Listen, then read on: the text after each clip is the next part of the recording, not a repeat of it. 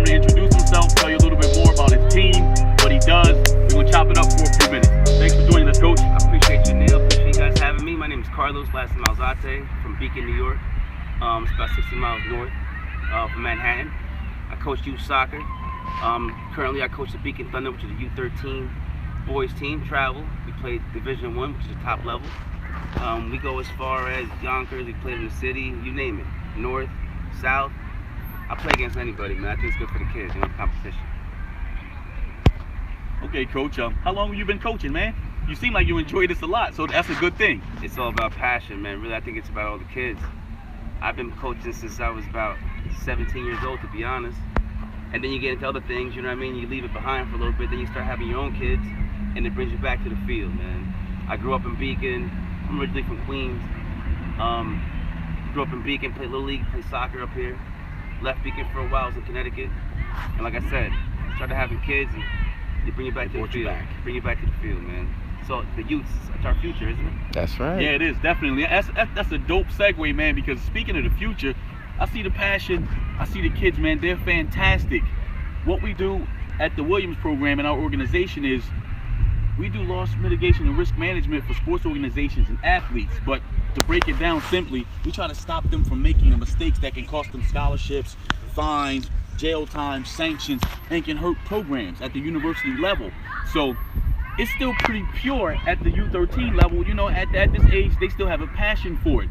Do you see a change in the kids as they start to get older and they start to pursue their Division I aspirations and maybe going pro to play soccer? Do you see the missteps, mistakes and things, and when you see them, do you say, hey, let me step in and try to correct it? Because you seem like you would step in and be like, hey, you're messing up.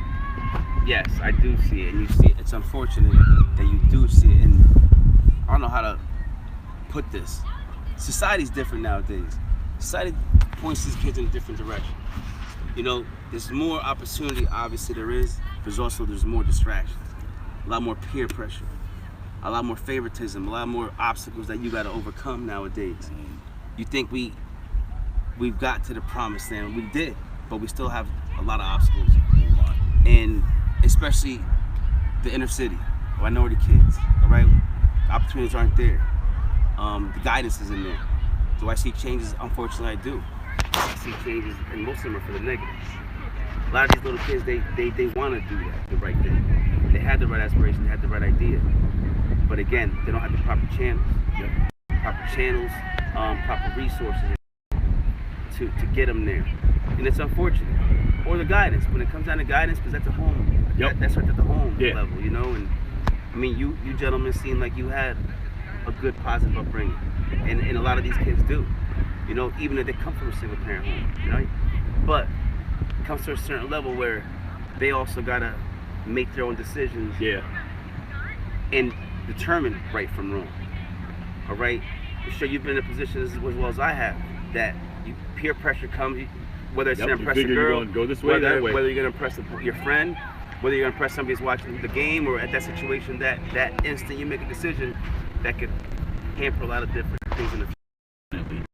So yeah, I like to step in, try to show a little guidance, a little support.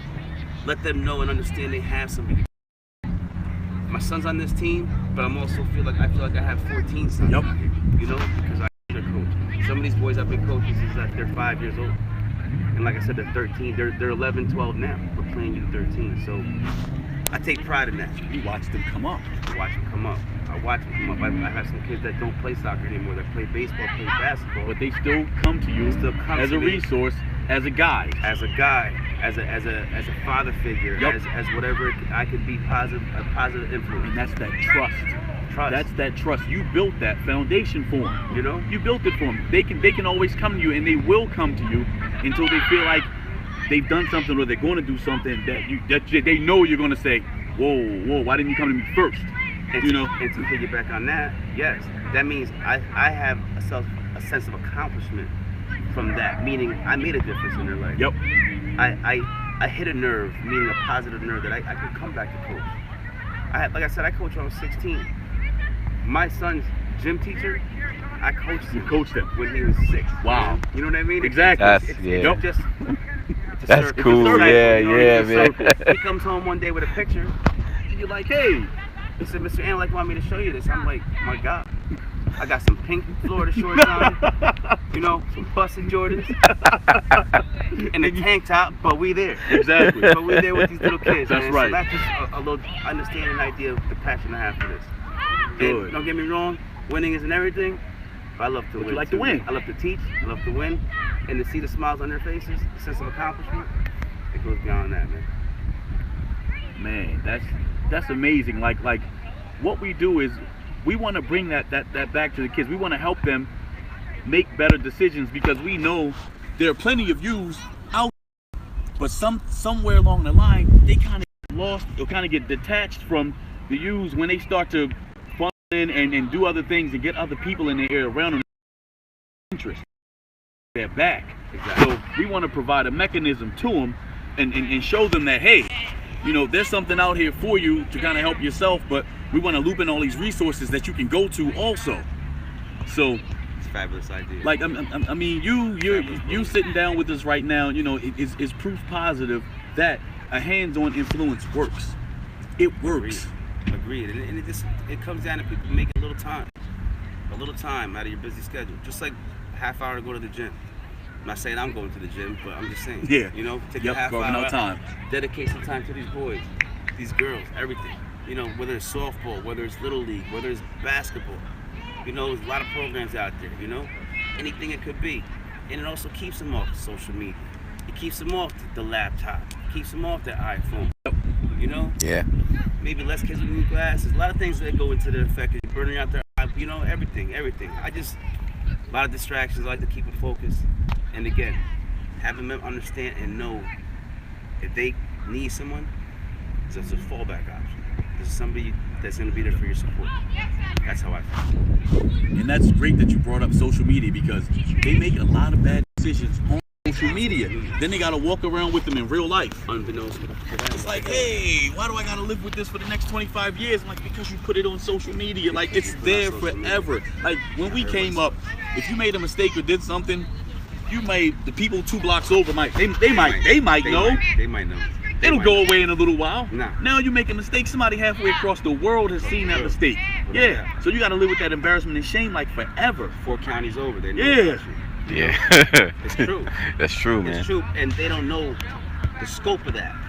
No, they don't. Level, you know? Because they grew up in that social media world. Exactly. Like it's normal to them. To us, it's not. I'm like, oh, why would you know? That's what I mean. They don't know anything else. We don't know. We don't have any of that. Yeah.